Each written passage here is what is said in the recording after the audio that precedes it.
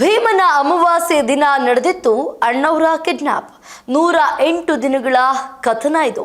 July 30, 2000 ಭೀಮನ ಅಮಾವಾಸ್ಯೆಯ ರಾತ್ರಿ ಕಾಡುಗಳ ವೀರಪ್ಪನ್ ಕನ್ನಡದ ವರನಟ ಡಾಕ್ಟರ್ ರಾಜ್ಕುಮಾರ್ ಅವರನ್ನ ಗಾಜನೂರಿನ ಮನೆಯಿಂದ ಅಪಹರಿಸಿದರು.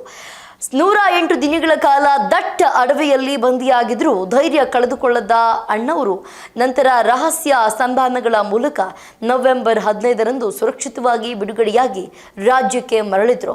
ಜುಲೈ 30, 2000 ಕರ್ನಾಟಕ ಮತ್ತು ತಮಿಳುನಾಡು ರಾಜ್ಯಗಳ ಇತಿಹಾಸದಲ್ಲೇ ಅತ್ಯಂತ ಕಪ್ಪು ಮತ್ತು ಆತಂಕಕಾರಿ ದಿನ.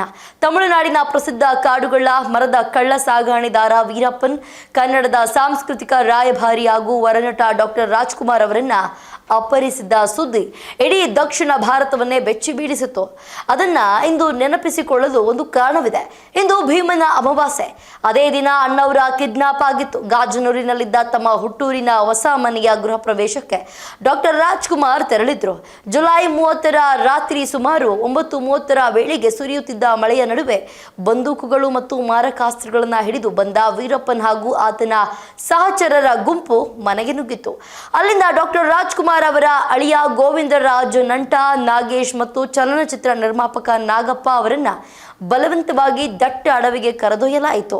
ನಿರ್ಗಮಿಸುವ ಮುನ್ನ ವೀರಪ್ಪನ್ ರಾಜ್ಕುಮಾರ್ ಅವರ ಪತ್ನಿ ಪಾರ್ವತಮ್ಮ ಅವರಿಗೆ ಒಂದು ಆಡಿಯೋ ಕ್ಯಾಸೆಟ್ ನೀಡಿ ಅದನ್ನು ಆಗಿನ ಕರ್ನಾಟಕದ ಮುಖ್ಯಮಂತ್ರಿ ಎಸ್.ಎಂ. ಕೃಷ್ಣ ಅವರಿಗೆ ತಲುಪಿಸುವಂತೆ ತಿಳಿಸಿದ್ದ.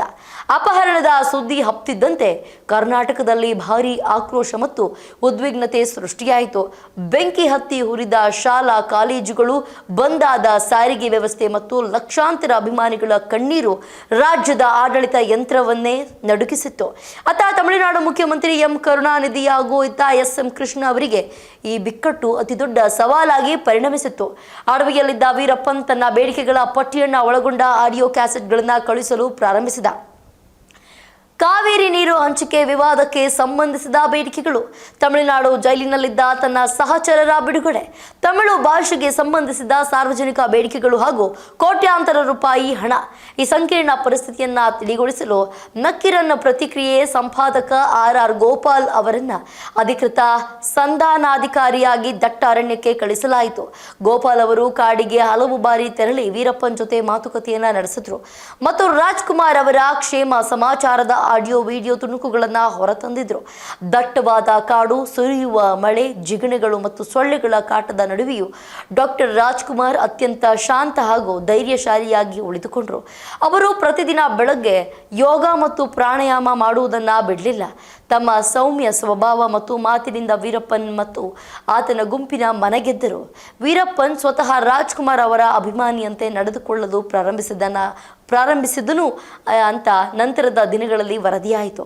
ಸುಮಾರು 3.5 ತಿಂಗಳು ಅಂದರೆ 108 ದಿನಗಳು ಸುದೀರ್ಘ ಕಾಯುವಿಕೆ, ರಾಜಕೀಯ ತಂತ್ರಗಾರಿಕೆಗಳು ಮತ್ತು ರಹಸ್ಯ ಸಂಧಾನಗಳ ನಂತರ ನವೆಂಬರ್ 15, 2000 ವೀರಪ್ಪನ್ ಡಾಕ್ಟರ್ ರಾಜ್ಕುಮಾರ್ ಅವರನ್ನ ಯಾವುದೇ ಷರತ್ತಿಲ್ಲದೆ ಸುರಕ್ಷಿತವಾಗಿ ಬಿಡುಗಡೆ ಮಾಡಿದ. ಅವರು ಬೆಂಗಳೂರಿಗೆ ಮರಳಿ ಬಂದಾಗ ಇಡೀ ಕರ್ನಾಟಕವೇ ಸಂಭ್ರಮಿಸಿತ್ತು.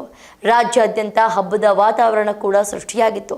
ಅಪಹರಣದ ಭೀಕರ ಸನ್ನಿವೇಶದಲ್ಲೂ ಸಮಾಧಾನ ಮತ್ತು ಶಾಂತಿ ಕಾಯ್ದುಕೊಂಡ ಡಾಕ್ಟರ್ ರಾಜ್ಕುಮಾರ್ ಅವರ ನಡೆ ಪ್ರತಿಯೊಬ್ಬ ಕನ್ನಡಿಗನಿಗೆ ಸದಾ ಸ್ಫೂರ್ತಿಯಾಗಿ ಉಳಿಯಿತು. ಇದಾಗಿತ್ತು ಇವತ್ತಿನ ವಿಶೇಷ. ನೋಡ್ತಾ ಇರಿ ಸ್ಪೀಡ್ ನ್ಯೂಸ್ ಕನ್ನಡ. ಸುದ್ದಿ ನಿಮ್ಮದು, ವೇಗ ನಮ್ಮದು.